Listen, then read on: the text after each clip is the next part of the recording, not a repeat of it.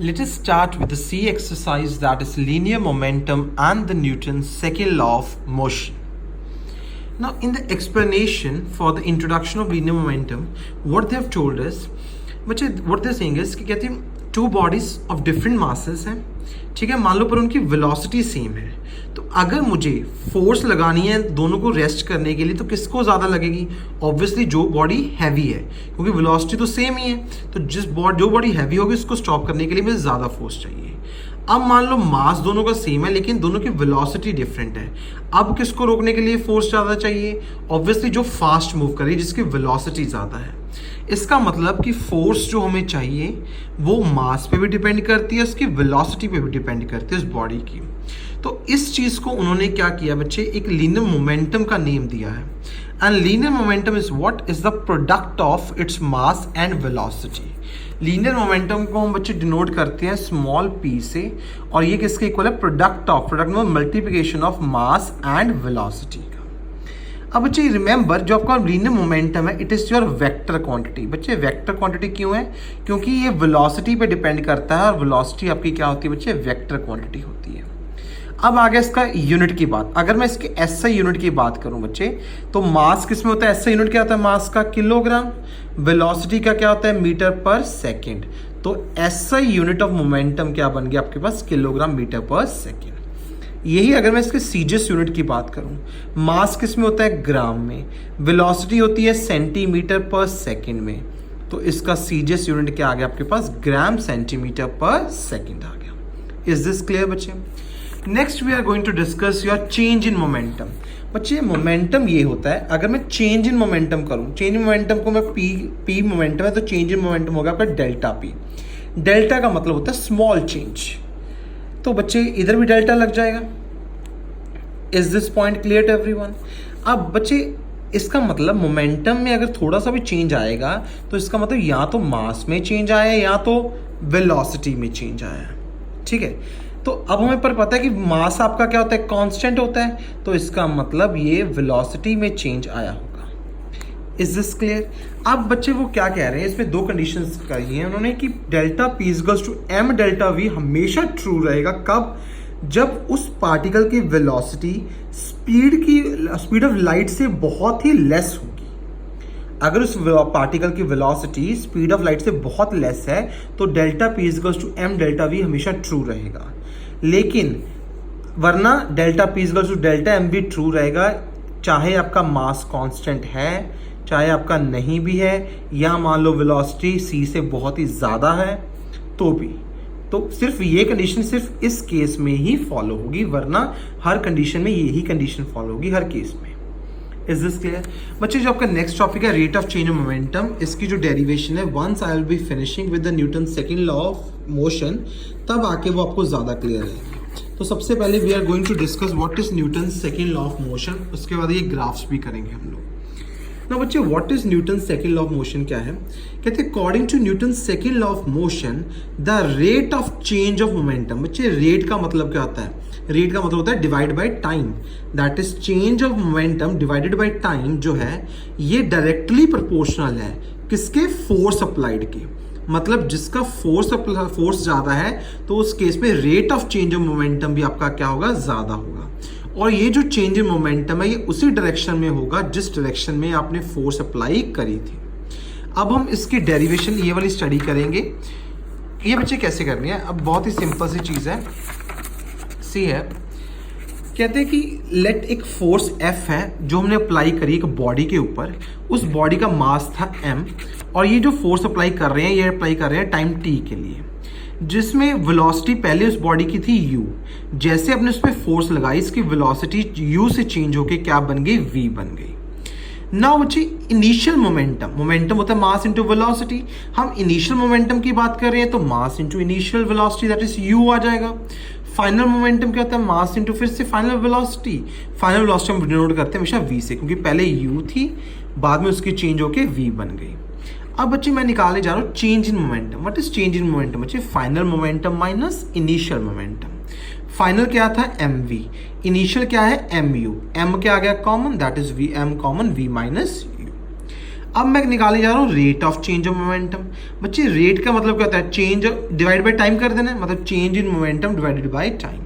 Change in momentum हमारे पास क्या आया था, m into V minus U, इसको टाइम से क्या कर दिया, डिवाइड कर दिया। पर मुझे ये पता है कि हमने पिछले चैप्टर में किया था सेकंड में कि change in velocity upon time that is v minus you upon T क्या होता है, एक्सेलरेशन a होता है। तो क्या मैं कह सकता हूँ rate of change of momentum क्या बन गया, m इंटू ए।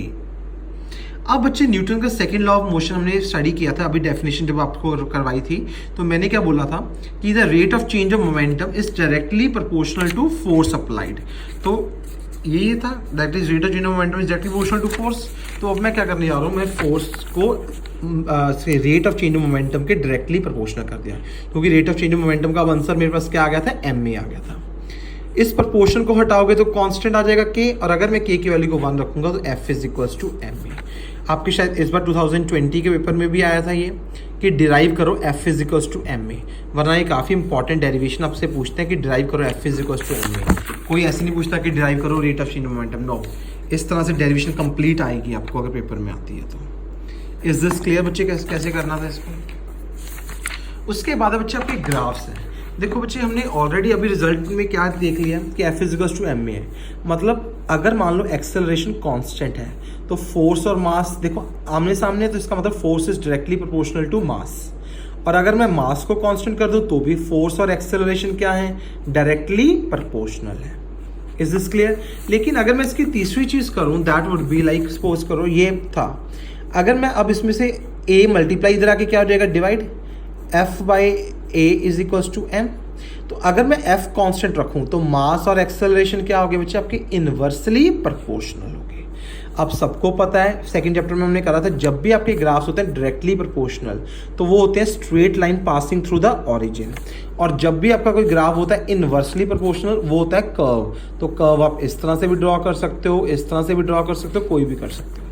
अब मैंने आपको क्या बताया, एफ और ए भी डायरेक्टली है, एफ और एम भी। तो यहाँ पर देखो बच्चे एफ और ए डायरेक्टली प्रोपोर्शनल है जब आपका मास क्या है, कांस्टेंट है। एफ और एम वो भी क्या है, डायरेक्टली प्रोपोर्शनल है जब आपका एक्सेलरेशन क्या है, कांस्टेंट है।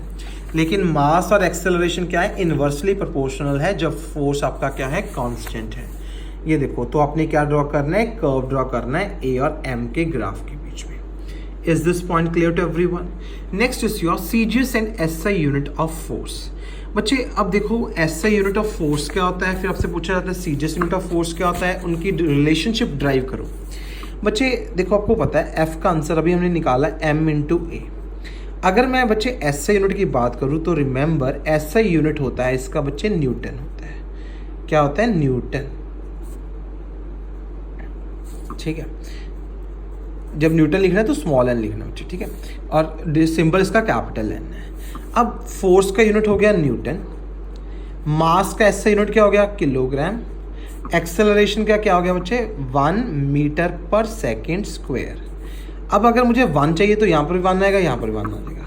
अब बच्चे फोर्स 1 न्यूटन तब होती है जब वो 1 kg बॉडी पे लगे और उसमें कितनी एक्सेलरेशन प्रोड्यूस कर दे, 1 metre per second square acceleration produce कर दे। तो क्या मैं कहूँगा कि 1 newton is that force which when applied on a body of mass 1 kg produces an acceleration of 1 metre per second square. अगर ये मैं इसके सीजीएस यूनिट की बात करूं बच्चे, सीजीएस यूनिट है इसका डाइन। क्लियर। अब डाइन को बच्चे कैसे करना है, अगर मैं इसको 1 न्यूटन था, अब फोर्स का यूनिट आ गया, डाइन आ गया। मास का पहले किलोग्राम था, ऐसे यूनिट सीजीएस यूनिट क्या होता है, ग्राम होता है। Acceleration 1 metre per second square था, ये हो जाएगा 1 सेंटीमीटर पर सेकेंड स्क्वायर। तो 1 डाइन है, 1 ग्राम आ गया, यहाँ पर 1 आ गया। तो force is said to be 1 dyne which when applied on a body of mass 1 gram produces an acceleration of 1 centimeter per second square in it. I guess it is clear. Now what we are going to do is we are going to derive the relation between the SI and the CGS unit of force. उसके लिए बच्चे बहुत ही easy है, आपको पता है 1 Newton का भी हमने फॉर्मूला किया, that is 1 kg into 1 metre per second square. 1 newton को as it is 1 kilogram is equals to बच्चे आपको पता है कितना होता है 1000 gram. 1 metre per second square 1 होता है 100 सेंटीमीटर पर सेकेंड स्क्वायर। तो अब बच्चे देखो 3 zeros 2 zeros कितनी बन गई 5 zeros, साथ में क्या आ गया gram centimetre per second square, 1 newton is equal to 10⁵. अब देखो gram centimetre per second square किसके इक्वल होता है डाइन के, तो इसकी जगह पे मैं क्या लिख दूंगा डाइन. तो रिलेशन क्या आ गया बच्चे एसआई और सीजीएस में या न्यूटन या डाइन में, 1 newton is equal to 10⁵ dine.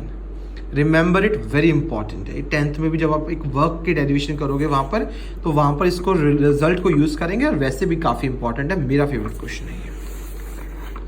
Then इस बच्चे हमारा ये सब कुछ हो गया.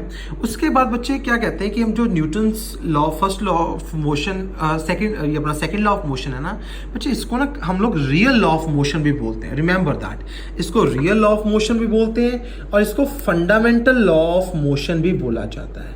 ऐसा क्यों? क्योंकि जो फर्स्ट लॉ ऑफ मोशन है उसको हम सेकंड लॉ ऑफ मोशन से निकाल सकते हैं, डिराइव कर सकते हैं. For this reason Newton second law को हम लोग फंडामेंटल लॉ बोलते हैं. ऐसे कैसे बच्चे? अब देखो हमें पता था कि सेकंड लॉ से हमें पता है कि F इजिकल्स टू m में होता है. बच्चे अगर मैं मान लो आपके यहाँ पर क्या कर दूँ, F की वैल्यू क्या है 0 कर दूँ, फोर्स को क्या रख दूँ 0 कर दूँ, तो इसका मतलब क्या हो गया कि आपका m में भी 0 हो गया. मास का अब जा तो मास 0 होगा या एक्सेलरेशन 0 होगा, मास 0 नहीं होगा, हो सकता कभी भी, तो एक्सेलरेशन आपकी क्या होगी 0 होगी. और यही तो हमने कहा था कि अगर मान लो कोई भी अब बॉडी है, मान लो रेस्ट पे पड़ी है, अगर आप उस पर कोई फोर्स नहीं लगा रहे, F इजिकल्स टू 0 मतलब कोई फोर्स नहीं लगा रहे, तो उसमें कोई एक्सेलरेशन भी नहीं आएगी, उसमें का कोई वेलोसिटी चेंज नहीं होगा. दैट इज उसमें एक्सेलरेशन भी क्या होगी 0. यही तो Newton first law of motion कहता है कि जब तक कोई आप बाहर से फोर्स नहीं लगा देते, तब तक अगर कोई बॉडी रेस्ट में है तो रेस्ट में रहेगी, मोशन में है तो उसी स्पीड से चलती रहेगी, उसकी स्पीड भी चेंज नहीं होगी, तो उसमें कोई एक्सेलरेशन नहीं आएगा. एक्सेलरेशन का मतलब क्या होता है कि उसकी वेलोसिटी इंक्रीज कर रही है टाइम के साथ, लेकिन वो नहीं होगा. So I guess this point is very clear to everyone. उसके बाद बच्चे examples of second law of motion in daily life, काफी इंटरेस्टिंग सा पॉइंट है उन्होंने उठाया हुआ. हमने अभी करा था, आपको मैंने बताया था कि जो rate of change of momentum होता है, F is equals to rate of change of momentum होता है बच्चे, ये हमने सबने अभी करा था सेकंड लॉ ऑफ मोशन में. अब बच्चे rate of change of momentum को क्या, मैं रेट का मतलब होता है डिवाइड बाय टाइम, ये भी क्लियर है. तो अब रेट ऑफ चेंज ऊपर, रेट मतलब change in momentum divide by time, change in momentum को क्या मैं लिख सकता हूँ डेल्टा पी. ठीक है, इवन आप delta P upon delta T भी डिनोट कर सकते हैं इसको, ठीक है, टाइम के लिए. तो अगर अब मैं डेल्टा पी की वैल्यू निकालूं, ये डेल्टा टी डिवाइड हो, उधर जाके क्या हो जाएगा मल्टीप्लाई हो जाएगा. तो बच्चे रिमेंबर, अगर आपको कोई चीज़ मोमेंटम चाहिए, चेंज मोमेंटम में चेंज चाहिए, तो या तो मुझे फोर्स ज़्यादा चाहिए कम समय के लिए, या फोर्स कम चाहिए ज़्यादा टाइम के लिए. पहले हम लोग एप्लीकेशंस देखेंगे जिसमें हम फोर्स ज़्यादा लगा रहे हैं टाइम कम के लिए. उसके बाद कुछ एप्लीकेशंस ऐसे करेंगे जिसमें फोर्स कम लग रही है लेकिन टाइम क्या होगा ज़्यादा होगा. अब फर्स्ट केस बच्चे, जैसे मान लो आपने कुछ एग्जांपल्स हैं, जैसे आपने क्रिकेट बॉल को मारा है, ठीक है, या आपने कोई नेल को हैमर किया है. तो अगर बच्चे अब देखो, आपने हैमर को ज़्यादा फोर्स से आप मारते हो, क्यों, और थोड़े टाइम के लिए जस्ट एकदम से मारना और नेल अंदर चला जाता है, मतलब उसमें फोर्स क्या लगती है ज़्यादा, और वो कम टाइम के लिए अप्लाई होती है. Is this clear to everyone? तो उससे हमें रिक्वायर्ड चेंज मोमेंटम मिल जाता है और वो नेल उसके अंदर चला जाता है. ये था एक एग्जाम्पल. अब हम जो एग्जाम्पल्स करने जा रहे हैं उसमें क्या करेंगे, हम लोग टाइम को बढ़ाएंगे ताकि हमें फोर्स जो है वो कम से कम लगानी पड़े. फॉर एग्जाम्पल फर्स्ट था बच्चे, जैसे वाइल कैचिंग अ बॉल, जैसे कोई क्रिकेटर ने बॉल कैच करनी होती है तो वो अपने हैंड को थोड़ा सा नीचे को लेके आता है बॉल के साथ. ऐसा क्यों? ताकि बच्चे उसका जो कैच करने का टाइम है वो क्या कर जाए, इंक्रीज कर जाए. जैसे उसका टाइम इंक्रीज करेगा तो उसके हाथों में फोर्स क्या लगेगी बच्चे, लेस लगेगी, और फोर्स लेस लगेगी तो उसको उसके हाथों में चोट कम लगेगी. इसीलिए वो अपने हैंड को क्या करता है, विड्रॉ करता है, नीचे को लेके आता है, ताकि so as to increase the time of the catch. Time बढ़ जाएगा कैच का तो फोर्स उसकी कम लगेगी. Is this clear?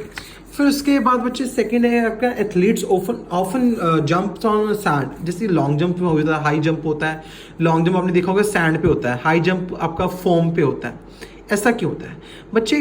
ताकि उनकी जो बॉडी है रेस्ट में आने के लिए उनका टाइम बढ़ जाए. सिंपल सी बात है. अगर टाइम बढ़ जाएगा तो फोर्स क्या लगेगी, कम लगेगी। लेकिन यही मान लो अब आपका एकदम से कोई हार्ड सरफेस है, तो उनकी बॉडी फीट जो है, पैर है, एकदम से रेस्ट पे आ जाएंगी। जैसे एकदम से रेस्ट पे आ जाएंगे तो उनके ऊपर फोर्स ज़्यादा लगेगी और उनको इंजरी हो सकती है। लेकिन यही मान लो सैंड है या फोम है, तो क्या होगा बच्चे, वो एकदम से उसकी थोड़ा सा डिस्टेंस भी तो थोड़ी धसेगी ना नीचे को, तो थोड़ा टाइम बढ़ जाएगा जब तक उसकी फीट रेस्ट में आएगी। अगर टाइम बढ़ गया तो फोर्स उसकी कम लगेगी। एंड योर लास्ट केसेस, आपने देखा होगा, मान लो कोई बच्चे सैंड के ऊपर आप कोई ग्लास गिरा रहे हो तो वो टूटेगा नहीं। लेकिन यही आप अगर हार्ड सरफेस है, ठीक है ना, आपका कोई फ्लोर है, हार्ड फ्लोर है, if you like throw a glass on that it will crack immediately. ऐसा क्यों होता है? फिर से वही सेम रीज़न, जो अगर वो हार्ड सरफेस पे गिरेगा तो it will come to rest immediately in a very short time. Time कम लगेगा तो इसका मतलब फोर्स उस पर क्या लगेगी, ज़्यादा लगेगी और वो ब्रेक कर जाएगा। लेकिन यही अगर वो कारपेट या सैंड पे गिरता है तो टाइम ड्यूरेशन जब तक वो रेस्ट में आता है वो बढ़ जाएगा। टाइम बढ़ जाएगा तो फोर्स क्या लगेगी, लेस लगेगी। I hope it is clear to everyone now.